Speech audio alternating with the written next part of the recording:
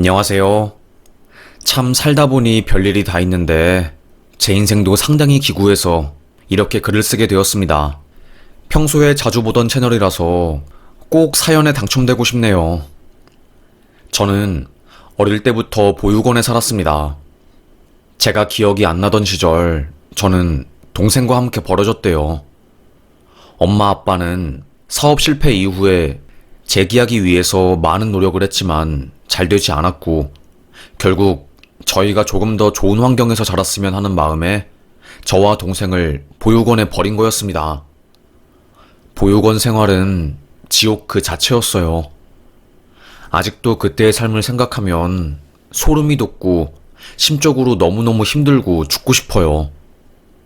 저는 보육원에서 형들에게 하도 맞아서 한쪽 귀에 있는 고막이 터지고 온갖 학대를 당했습니다. 야, 네 우리가 학교 끝나고 바로 오라고 했지? 바로 왔어요. 이 녀석이 어디서 말대꾸야? 별 중요하지도 않은 일들로 트집을 잡고 저를 미치게 만들었죠. 그래서 저는 고등학교 때 그 보육원을 탈출했어요. 제 동생은 어릴 때 입양이 되어서 그 이후로 연락이 끊겼지요. 저는 얼굴에 곰보 같은 게 나서 다른 사람들이 저를 입양하는 것을 꺼렸고, 그렇게 저는 어릴 때부터 도태된 채로 그 누구에게도 사랑받지 못하는 사람으로 자라게 되었습니다. 아직도 생각하면 생각할수록 너무 우울하고 그러긴 하지만, 그래도 시설 선생님들이나 주변에서 저를 도와주려고 하는 사람들이 많이 있었기 때문에 저는 힘을 내서 살아갈 수 있었어요. 보육원을 나와서 세상에 혼자 남아 살게 된 저는 하루하루 우울하지만 그래도 그럭저럭 잘 살아갈 수 있었습니다. 삶이 참 힘들기도 하고 벅찼지요. 저에게는 돈이나 명예보다는 사람의 품이나 사람이 저에게 주는 사랑, 따뜻한 감정들이 참 좋았어요. 하여튼 살다가 보니 어떤 사람이 저에게 뭐 사지 멀쩡하니까 장사 한번 해보는 것은 어떠시오? 장사요? 아이고, 기술 배운 것도 없고 뭐 잘하는 게 하나도 없는데 어찌 제가 장사를 합니까? 장사라는 것도 능력이 있는 사람들이나 하는 거 아닙니까? 되물었습니다. 아니, 내가 원래 엿장수를 하다가 이번에 수술을 크게 받게 되어서 그걸 못하게 되었거든. 엿가락이랑 기술이랑 그런 거는 내가 다 알려줄 테니 딱 500만 주셔. 500만 원. 저에게는 어마어마하게 큰 돈이었습니다. 보육원에서 나오고 나서 나라에서 받은 자립지원금 1000만 원. 500만 원은 제가 살고 있는 집 월세 보증금으로 쓰고 있었고 나머지 500만 원은 그 엿가락 장수에게 건넸어요. 이거요, 제 전 재산입니다. 이거 날아가면 절대로 안 돼요. 하지만 저는 사기당했어요.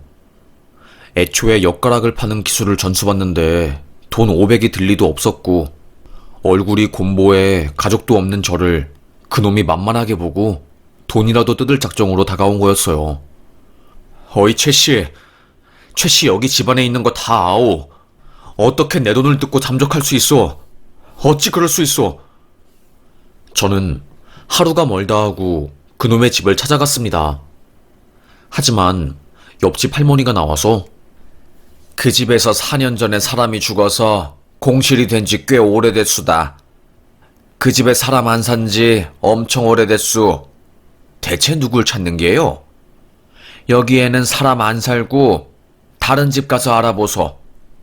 아마도 뭐 그놈이 자네에게 주소를 일부러 다른 주소를 알려준 것 같은데. 그 할머니 말이 맞았어요. 그놈은 저에게 이름부터 시작해서 나이, 주소, 모든 것을 속인 악마였습니다. 죽을 만큼 힘들었습니다. 경찰에 가서 상담을 해보니 형사고소는 변호사가 필요해요. 선생님 혼자서 고소를 하지는 못할 겁니다. 아마도 형사고소 사기 사건 같은 경우에는 변호사 비용이 600만 원 정도 들 겁니다. 아니면 혼자서 고소장 작성하고 신고하시든가요. 쉽지는 않을 테지만. 손이 달달달 떨렸지요. 제가 사기당한 금액이 500만 원인데 그 돈보다 더 비싼 변호사 수임료를 내야 한다고 하니 뼈저리게 가난한 저는 아무것도 할 수 없었습니다. 그렇게 저는 보육원에서 나와서 첫 좌절을 겪었어요. 저에게 사기친 그놈 때문에 세상에 대한 저의 인식이 삐뚤어진 것 같았지요. 이 세상은 나를 등쳐먹으려고 하는 사람밖에 없구나. 어떻게 이럴 수가 있지? 믿었던 형님에게 그래도 마음을 의지했는데 뺏을 게 없어서 내 돈을 뺐다니. 그리고 도망치다니. 이제는 누구를 믿고 살아야 하나 싶었습니다. 참 힘들었어요. 그러다가 돈도 없고 이제는 먹고 살 길도 막막하고 나가는 돈이라도 줄여야겠다 싶어서 저는 서울 말고 지방으로 내려가서 거처를 옮겼습니다. 그래도 집값이라도 좀 싸면 살만할 것 같았거든요. 지방으로 내려가니 보증금 없이 한 달에 5만 원짜리 싼 방이 있더라고요. 뭐 거의 창고 수준이긴 했지만 저에게는 감지덕지였습니다. 이 정도 집도 저에게는 행복이었어요. 거기서 이제 보육원 퇴소 사람들 적응센터에 들어가서 일자리도 소개받고 그랬어요. 건설업장에 나가서 타일을 나르고 힘쓰는 일을 했죠. 제가 딱 하나 잘난 점이 있다면 작은 키에 작은 체구지만 기가 막히게 입담이 좋거든요. 그래서 사람들이 자주 저를 불러주고 술자리 같은 곳이 있으면 입 털라고 저를 꼭 불러요. 건설업장에서도 항상 일 끝나고 막걸리 한 잔 마실 때면 이야, 아주 남씨는 일도 잘하고 참 좋아. 입담도 좋고. 우리 부산에서 유명한 각설이가 있는데 그 사람이 내 처남의 아는 친구야. 지금 아래에서 일할 사람을 찾고 있다고 하는데 체격도 그렇고 남씨가 딱 잘 어울릴 것 같은데 어떻게 생각해? 라고 하더라고요. 얼씨구나. 저도 좋다 싶었죠. 각설이요? 노래 부르고 춤추고 우스꽝스러운 옷 입고요? 그래, 그 각설이. 아니 뭐 옛날이야 우스운 직업 취급했지만 지금은 아니잖아. 그것도 재능이야, 재능. 기술이고. 언제까지 일용직천전하면서 살겠어. 남씨도 돈 많이 벌어서 가정도 꾸리고 행복하게 살아야지. 나는 그거 하고 싶어도 이 입담이 안 되어서 그거 못해. 이럴 때면 남씨가 부럽다니까. 내가 한번 처남한테 연락해서 부산 각설이랑 이어줄게. 한번 만나봐. 저는 그렇게 그분의 소개로 각설이를 만나게 되었고 그분의 후계자로 들어가게 되었어요. 4년 동안은 구화방을 타고 전국을 다 돌아다닌 것 같아요. 그 각설이 분은 선천적으로 귀 한쪽이 안 들리고 왼쪽 팔이 마비가 되어서 아예 움직이지를 못하세요. 저처럼 버려진 삶을 살았던 분이셨고 부모 없이 혼자서 이 세상에서 어떻게 살까 고민을 하다가 결국 그 사람은 각설이 인생을 살게 된 거였습니다. 처음에는 지하철에서 물건을 파는 것부터 시작하다가 중간에는 봉고차에 물건을 싣고 전국을 돌아다니며 물건을 팔다가 물건보다 사람들이 자기의 이야기를 들으러 더 많이 오니 각설이가 되기로 결심한 것이었죠. 짧은 키에 우스꽝스러운 외모, 남들이 무시할 만한 배경을 가지고 있는 그 각설이는 밖에서는 무시당할지 몰라도 관중들 사이에서는 인기가 최고였습니다. 그분이 노래 한 곡조를 뽑으면서 하하호호 이야기를 하며 만담을 풀어놓으면 사람들이 웃으며 그분의 옷자락에 5만원짜리를 끼워 넣어주시고 다들 손바닥을 짝짝 치며 좋아라 하셨죠. 남씨, 우리는 사람들을 웃기는 직업이야. 그러니 우리의 외모나 상황이 다른 사람들이랑 다르다고 해서 슬퍼하지 마. 이게 어쩔 때는 우리의 강점이 될 수도 있으니까. 무슨 말인지 알겠어? 저는 그분에게 많은 것을 배웠어요. 처음에는 힘들었죠. 거의 10년 동안은 무일푼으로 밥이나 얻어먹으며 일을 도우러 다녔으니요. 그래도 뭐 서당계도 3년이면 풍어를 읊는다고 저도 글이 되었습니다. 각설이를 따라서 노래도 곧잘 부르게 되었고 짜리몽땅한 키와 우스꽝스러운 얼굴이 관중들 사이에서는 환영받는 존재였기 때문에 남들 앞에서 말하는 게 더 이상 두렵지 않게 되었습니다. 너무너무 좋았어요. 기분이 날아갈 것 같고 행복했지요. 그렇게 하루하루 각설이로서의 밑바닥을 잘 닦던 중 그분이 이제 남씨도 내 밑에서 오랫동안 활동했고 이 일을 본격적으로 해야 하지 않겠소? 자, 이거 들고 남씨의 인생을 찾아 멀리 멀리 가보게나. 제가 그 각설이에게 받은 것은 작은 봉고차 한 대, 그리고 각설이로 살기 위해서 필요한 서커스 기구 같은 것들이었어요. 제가 일한 세월이 무급이 아니라 그 각설이 분은 다 계산을 해서 저를 챙겨준 것이었죠. 이거 참 감사해서 어째요? 뭐 잘하는 것도 없고 어디서든 환영받지 못하는 저를 항상 잘 챙겨줘서 억수로 고맙습니다. 아이고, 이 은혜를 어찌 갚으리요. 남씨, 나한테 은혜 갚으려고 하지 말고 남씨 자네를 위해서 살아. 그리고 각설이가 힘들어도 잘 견디고 해봐. 남씨가 먹고 살 만한 길을 알려줄 거야. 정말로 각설이는 저에게 먹고 살 만한 길을 알려주는 직업이었죠. 에헤라디아 타령을 외치며 얼굴에는 검은 재를 묻히고 여자들이 쓰는 검은 색깔 아이라인으로 눈 위에 우스꽝스럽게 그림을 그리고 코에는 인주를 묻혀서 술 취한 모습을 하면 거울 속 저는 제가 봐도 웃겼습니다. 그래, 이게 인생이지. 슬퍼도 웃는 사람이 인류인 거야. 그러니 오늘도 나는 슬퍼도 웃는 인류의 인생을 사는 거야. 웃으며 저는 나갔습니다. 그래도 긍정적인 기운을 건네드리고자 하는 마음에 해변가에서 얼마나 목이 터져라 외치고 춤추고 타령을 한지 몰라요. 어르신들은 아이고, 우리한테 이렇게 웃음을 주고 얼마나 고마운지 몰라. 내가 있잖아. 사실 우울해서 죽으려고 했는데 자네를 보고 힘을 얻었어. 일이 세상이 웃긴데 내가 왜 죽어야 하나 싶더라고. 그 말에 저는 또다시 힘을 냈지요. 어르신들, 이 각설이가 오늘 온 힘 바쳐서 노래 부르렵니다. 날 받아주는 곳은 세상 그 어느 곳에서도 없었고, 하지만 오늘 내 앞에 있는 이 풍월 해변가에 있는 어르신분들이 나를 살게 한 거요. 노래 불러 봅시다. 에헤라디아. 각설이 타령을 하며 눈물, 콧물, 서러움, 쓴맛, 단맛, 짠맛 모든 것을 넣어 부르는 저의 한 맺힌 노래를 한 곡조 뽑고 나면 그렇게 속이 시원할 수가 없어요.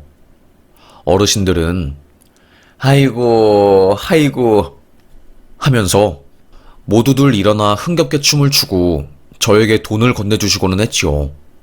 품값이었습니다. 저는 그걸 머리띠에 꼽고 장구를 치면서 또다시 노래를 부르고 비가 오나 눈이 오나 항상 그런 게 저의 일이었습니다. 그 순간만큼은 힘들지 않았어요. 관객들에게 받은 돈을 차곡차곡 모아 농협은행에 가서 저 오늘 돈 넣으러 왔습니다. 라고 말하면 직원분들이 오늘도 고생하신 돈 저금하러 오셨네요.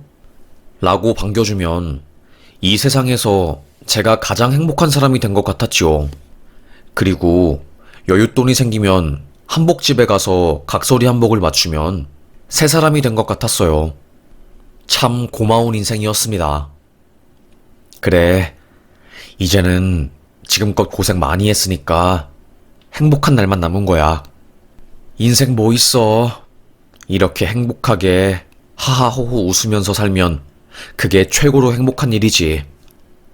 난 정말로 지금이 가장 행복하고 즐거워. 이렇게 기분이 좋을 수가 없어.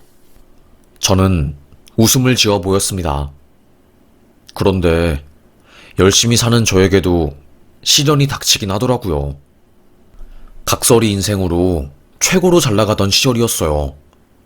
노인정이나 지체장애 아이들 병원, 우울증 환자들 모임 등등 지자체에서도 저를 불러주고 저는 저를 필요로 하는 것이 있다면 어디든 갈 정도로 열심히 살고 또 바빴습니다. 그때 쿵 하고 제가 쓰러진 거였어요. 사유는 혈당으로 인해서 쇼크 반응이 온 거였죠. 남규욱 씨는 지금 저혈당 쇼크 반응이 오셔서 쓰러진 겁니다. 원래 이 정도 혈당의 당뇨면 인슐린 주사를 맞거나 약을 꼭 복용해야 하는데 그러지 못하셔서 그런 것 같네요. 당질이 되는 식사를 제때 못하니 체내 당분이 빠져나가 70 이하 저혈당이 온 겁니다. 조금만 더 드셨으면 뇌에 산소 공급이 안 되어 당뇨성 치매나 심장마비가 올 뻔하셨어요. 큰일 납니다. 지금부터 절대로 끼니 걸으시면 안 되고 주사랑 약도 맞고 먹으셔야 해요. 한순간에 이런 일이 생긴 저는 하루하루 사는 게 지옥 같고 힘들었어요. 왜냐하면 저는 관객들 속에 있어야 힘이 나는 사람이었거든요. 그 안에 있어야 제가 정상인이 된 것 같았어요. 여느 다른 사람들과 다를 거 없는 평범한 사람이 된 것 같았지요. 그런데 병원에 입원을 하니 보호자도 없고 가족도 하나 없는 저는 매일 천장만 보며 사니 우울증이 오더라고요. 이러려고 내가 이렇게 열심히 살았나? 뭐 때문에 내가 이렇게 열심히 산 거지? 싶었습니다. 그때 제가 깨달았어요. 아, 나는 행복하기 위해서 사는 사람이구나. 나는 행복해야 하는 사람이구나. 그래서 저는 퇴원을 하자마자 저를 더 돌보기 시작했던 것 같아요. 남을 웃기는 일도 좋지만 나를 행복하게 하는 일도 하나 둘씩 추가하면서 저 나름대로 행복한 인생을 살게 되었습니다. 그런데 그렇게 좋은 일만 있으면 참으로 좋겠지요. 행복하고 싶어서 시작한 일이 저에게 이렇게 큰 좌절과 힘듦을 줄 줄은 꿈에도 몰랐습니다. 어느 날 저에게 한 청년이 찾아왔어요. 저요, 엄마도 아빠도 없어요. 각설이 하면 돈 잘 번다고 해서 무조건 찾아왔습니다. 저를 제자로 받아주세요. 그 청년을 보자마자 수십 년 전 처음으로 각설이를 시작했던 제가 떠올랐어요. 저는 후배를 키울 생각도 없었지만 그 청년의 이글거리는 눈빛에 또 한 번 마음을 줬던 것 같아요. 각설이는 힘든 일이야. 정말 할 수 있겠어? 마음을 단단히 먹어야 하는데 할 수 있겠어? 그 청년은 이글거리는 눈빛을 저에게 보냈지요. 그렇게 1년 동안 그 청년과 동고동락하는 삶을 보냈습니다. 좋았어요. 외롭지 않고 저도 모르게 그 청년에게 의지하게 되었지요. 그러다가 제가 당뇨로 입원하게 되었고 그 일주일 사이에 그 청년에게 자질구리한 일을 맡기고 일주일 뒤에 다시 보기로 했지요. 퇴원을 한 저는 저와 청년이 사는 집에 간 순간 심장이 쿵 했습니다. 뭐야, 도둑 든 거야? 그 청년은 제가 입원을 한 사이에 모든 것들을 훔쳐서 도망간 거였어요. 심지어 제가 각설이 인생을 하면서 평생 모은 돈, 그 돈이 들어있는 통장까지 훔쳐서 돈을 빼서 도망간 거였죠. 매일 일한 돈을 은행에 가서 입금하는 저를 본 그 청년은 비밀번호를 훔쳐보고 계획을 저지른 거였어요. 나 어쩌면 좋아. 후들거리는 손으로 그 청년에게 전화를 걸었지만 삐삐삐 없는 번호입니다. 라는 불길한 메시지만 나올 뿐이었습니다. 그리고 경찰에 신고했죠. 몇 달 뒤 잡힌 그 청년은 저는 강원랜드에서 그 돈 다 썼습니다. 배째더라고요. 나이도 어리고 초범해. 자기는 술김에 그랬다고, 자기도 너무나도 충동적으로 행동한 거라서 어쩔 수 없다고 말을 하니 저는 할 말이 없었습니다. 그때 제가 쓰러졌어요. 과도하게 스트레스를 받으니 제 몸이 견딜 수가 없어 했던 것이었지요. 생각하면 생각할수록 열받고 좋은 마음으로, 선한 마음으로 청년 인생 내가 구한다 생각하고 열심히 숙식시켜주고 잘해줬더니 돌아오는 것은 배신이라 충격이 컸습니다. 옛말에 검은 머리 짐승 절대로 거두지 말라고 하더니 이렇게 내게 뒤통수를 치는구나. 어떻게 이럴 수가 있니? 아이고, 내 마음아, 내 마음아, 내 인생아, 불쌍한 내 인생, 어쩌면 좋을꼬. 불쌍한 내 인생, 어쩌면 좋아. 저는 그저 답답한 제 가슴을 팍팍 칠 뿐이었습니다. 참 많이 힘들었어요. 쓰러진 저는 또다시 대학병원 침대에서 눈을 뜨게 되었습니다. 그때 눈이 안 보였어요. 선생님, 지금 어두운 상태인가요? 제가 눈 떴는데 사물이 잘 안 보여요. 왜 이렇게 병원이 어두운 거죠? 의사는 아주 큰 한숨을 푹 쉰 뒤 저에게 말했습니다. 망막에는 산소랑 영양소가 필요합니다. 그런데 환자분은 극심한 스트레스로 당뇨 고혈당 상태가 지속되어서 모세혈관이 막혔어요. 저산소증이 발생한 겁니다. 안타깝지만 당뇨 망막병증에 걸리셔서 시력이 급격하게 저하되었어요.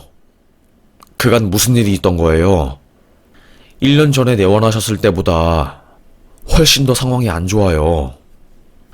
부모도 없고 곰보 얼굴에 할 수 있는 거라고는 관객들과 눈을 마주치면서 웃음을 지어 보이고 한서린 나의 목소리로 노래 한 곡 뽑는 게 내가 할 수 있는 유일한 것인데 이제는 그것조차 못하게 되었구나.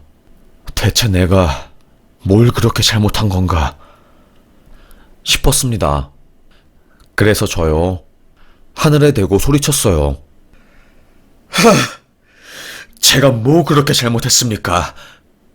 어찌 저에게 두 눈마저 앗아가시는 겁니까? 대체 왜 저에게 이렇게 힘든 시련을 주시는 겁니까? 하염없이 쏟아지는 눈물을 막을 수 없었어요. 저는 황반이 부어올라서 시력 저하가 된 거고 병변도 진행되어 거의 준장님 판정을 받은 거였죠. 참 우울했습니다.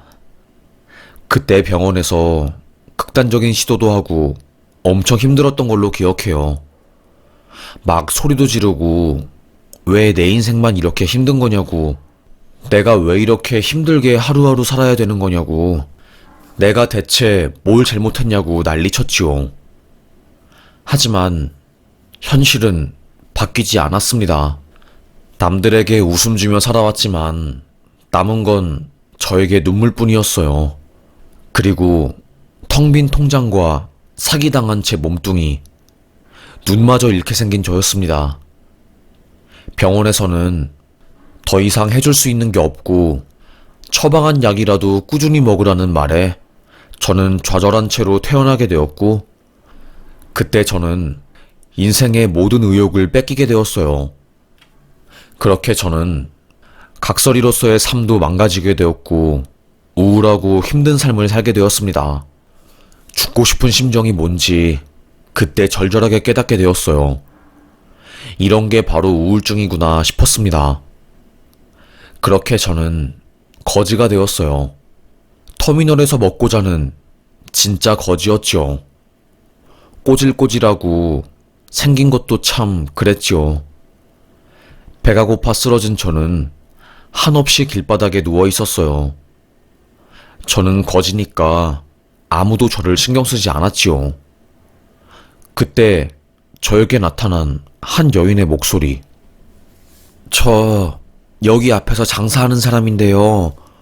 이거 좀 드셔요. 이거 크림빵이에요. 뭐라도 먹어야지. 계속 이렇게 무기력하게 있으면 쓰러져요. 저는 그녀에게 크림빵을 받은 뒤 우걱우걱 먹었어요. 혈당이 떨어져 머리가 어지럽고 토할 것 같았던 그때 그녀가 저에게 내민 크림빵은 저에게 한 줄기의 구원의 빛과 같았습니다. 정말로 감사했어요. 감사합니다. 어찌 알고 저에게 크림빵을. 어제 인슐린 주사 맞는 거 봤어요. 제때 식사 안 드시면 당 떨어져서 큰일 나잖아요. 우리 아버지도 고생했거든요. 저는 오랜만에 마음이 따뜻해졌습니다. 그래서 각설이로 활동할 때는 제가 누군가에게 웃음을 주는 등 도움이 되어서 사람들이 저에게 따뜻한 손길을 많이 내밀어 줬는데 거지가 되고 나서부터는 누구도 저를 사람 취급 안 하고 개무시를 했거든요. 그런데 그 여자는 제가 아무것도 없는 상황에서 따뜻한 손길을 내밀어주고 너무나도 감동이었습니다. 그때 저는 바보처럼 닭똥 같은 눈물을 뚝뚝 흘렸어요. 그렇게 그 여자는 항상 점심만 되면 저에게 빵을 챙겨줬죠. 얼굴은 곰보해, 키도 작고 눈도 안 보이는 나에게 왜 이리 잘해주는 거예요? 저는 당신에게 잘해줄 수 있는 게 하나도 없는데 뭐 베푸는데 이유가 있나요? 내가 그냥 나의 능력 선에서 힘들어하는 사람들에게 내 선의를 베푸는 게 저에게는 참 뿌듯한 일이니까 이렇게 행동하는 거지요. 저는 뭐 바라고 하는 건 없어요. 그냥 다 잘 살았으면, 다 행복했으면 하는 마음에서 이렇게 사는 것일 뿐이에요. 그녀의 한마디는 저를 감동시키기에 아주 충분했습니다. 그렇게 그녀와 저는 점점 친하게 지내게 되었어요. 그리고 어느 날 그 여자가 갑자기 오늘 저희 집에 오실래요? 제가 어머님 아버님 제사 지내고 나서 남은 음식이 많은데 먹을 사람이 없어서 선뜻 저를 집에 초대해준 그녀가 고마웠어요. 그리고 배도 고픈 터라 바로 음식을 먹어야겠다 싶어서 저는 음식 먹으러 그녀의 집에 갔지요. 눈은 잘 안 보이지만 상 한가운데 차려진 진수성찬. 너무나도 고마웠습니다. 제가 이걸 미안해서 어떻게 다 먹는데요? 아이고, 정말 너무너무 감사합니다.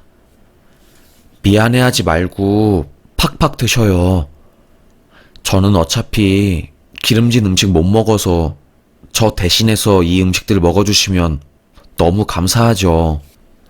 그녀는 천사였습니다. 그렇게 저는 그날 그녀의 집에서 끼니를 때웠어요.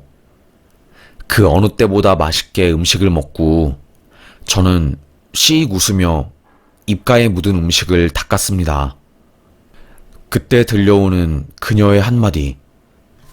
혹시 어쩌다가 이런 삶을 살게 된 거예요? 저는 그날 그녀에게 저의 과거를 다 말해주었어요.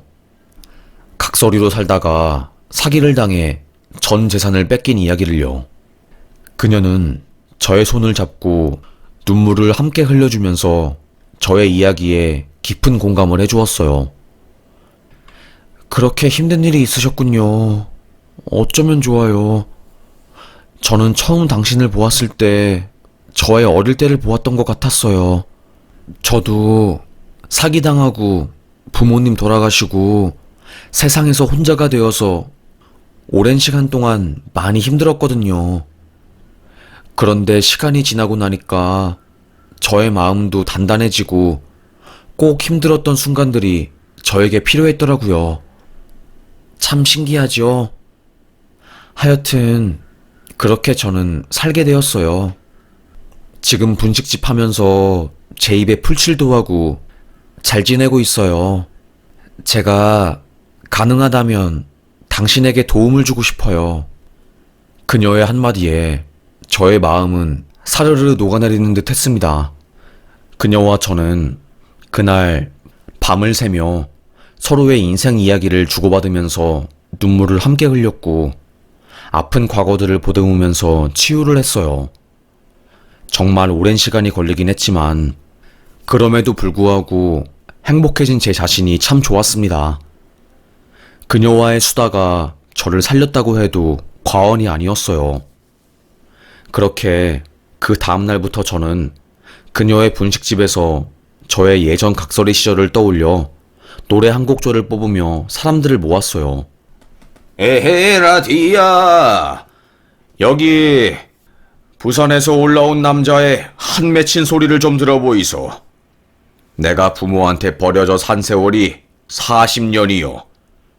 사기당해 전 재산 잃고 이제는 하하호호 웃으며 아무 욕심 부리지 않고 잘 살아보려고 합니다. 그러니 이 불쌍한 만담꾼 이야기를 들어주시오.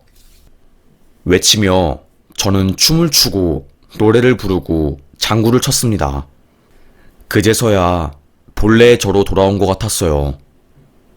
눈이 안 보여 중심을 잃고 이곳저곳 부딪히기도 했지만 웃음으로 승화하니 관객들도 좋아라 하고 분식집도 저로 인해서 유명해지면서 그녀도 꽤나 돈을 만지게 되었지요.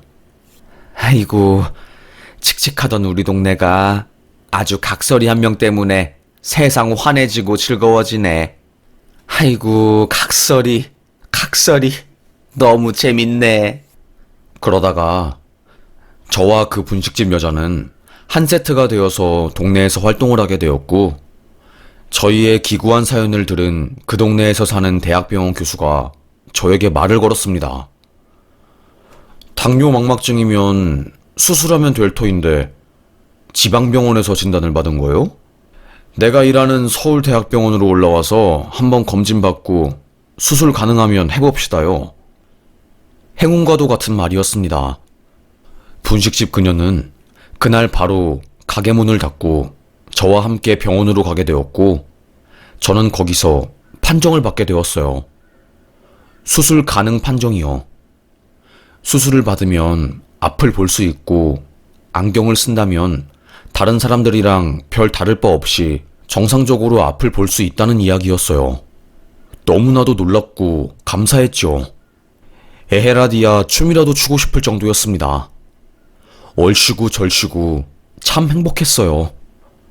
그렇게 저는 수술을 받아서 지금은 시력을 회복해서 이렇게 다시 각설이 일을 본격적으로 할 수 있게 되었어요. 다시 짐을 싸서 제가 원래 살던 부산, 원래 각설이를 하던 지방으로 내려가려고 하니 분식집 그녀가 저에게 고백을 한 겁니다. 저랑 같이 살면 안 돼요? 못생긴 곰보 얼굴, 고아에 키 작은 광대, 저를 좋아해주는 여자는 그 사람이 처음이었습니다. 심장이 쿵 하고 떨어질 것 같았어요. 와, 사실 저도 그녀를 마음에 품고 있긴 했지만 그녀는 저에게 과분한 여자라고 생각했고 그래서 주춤했거든요. 당신이 제가 좋다고 고백하는데 어찌 제가 부산으로 다시 가겠소. 나를 살려준 당신, 내가 새 인생을 살 수 있도록 새 숨을 불어넣어준 당신, 이제는 내가 당신 옆에서 당신을 지켜주겠소. 저는 그녀와 함께 제 2의 인생을 시작하게 되었습니다. 예전처럼 바닷가나 저리 큰 대로변에서 각설이 활동을 할 수는 없었지만 서울 변두리에서 저는 각설이 대신 웃음치료사로 활동하면서 많은 사람들을 웃기고 행복하게 만드는 일을 했어요. 너무나도 행복하고 감사하더군요. 제 덕분에 우울증을 고쳤다는 사람들, 자식들 다 키우고 허무해서 죽음을 생각한 노인네들은 저를 만나 다시 새 삶을 꿈꾸게 되었다고들 말하고 참 기쁘고 감사했습니다. 나라는 사람이 다시 쓸모가 있어졌구나 라는 생각에 눈물이 하염없이 흐르대요. 그때 분식집 그녀의 한마디. 늘 당신은 누군가에게 희망이자 숨이었어요. 한숨 한숨 자신의 숨을 내어주는 당신은 그 누가 뭐라고 해도 내게는 선물과도 같은 존재랍니다. 우리 앞으로 함께하는 세월에서 어떤 역경과 풍파가 휩쓸려 올지는 모르겠지만 저는 당신을 지켜줄 거고 우리는 함께할 거예요. 울지 말아요. 슬퍼하지 말아요. 세상이 그댈 힘들게 해도 당신의 순수한 마음을 앗아가도 난 그대의 모습을 기억할 거예요. 너무나도 감동적인 그녀. 저에게는 없어서는 안 될 보물 같은 그녀 덕분에 저는 오늘도 웃으며 이렇게 웃음치료사로서 활동하네요. 고아로 살면서 겪은 수많은 역경, 곰보 같은 얼굴 때문에 수많은 사람들이 날 혐오하는 눈빛을 보내 매일 무너지던 마음을 다잡은 저, 그리고 시작하게 된 각설이 일, 그 일에서 만난 제자의 사기, 그로 인해 진단받은 실명, 그리고 다시 얻게 된 새 생명, 수술과 분식집, 그녀와의 운명적인 만남, 한편의 드라마로서도 부족한 저의 인생 이야기예요. 다시 태어난다면 이렇게 살지 않고 행복하게 그리고 평범하게 하루하루를 살고 싶지만 지금도 행복하답니다. 욕심을 버리고 자연과 동화되어 하루를 살다 보니 감사하지 않은 날이 없고 그동안 잘못했던 모든 것들을 반성하며 겸손하게 사니 모든 게 희망차 보이네요. 이래서 인생을 함부로 포기하지 말라고 하나 봐요. 오늘도 저는 뚜벅뚜벅 저의 삶을 살아가 보렵니다. 참으로도 감사해요. 여러분도 힘드시겠지만 언젠간 해뜰 날이 분명히 오긴 하더라고요. 저는 그날을 믿습니다. 그 희망차고 감사한 그날들을 반드시 믿습니다. 그럼 저의 이야기를 들어주셔서 정말 너무너무 감사합니다. 저의 사연 여기서 마치겠습니다. 여러분, 요즘 날이 더우니 몸 관리 잘하시고 시원한 물도 자주 드시고 많이 웃으시고 행복하게 사셨으면 좋겠어요. 웃으면 복이 옵니다. 제 이야기 들어주셔서 감사합니다. 우리 행복하자고요. 행복합시다. 우리 인생 파이팅!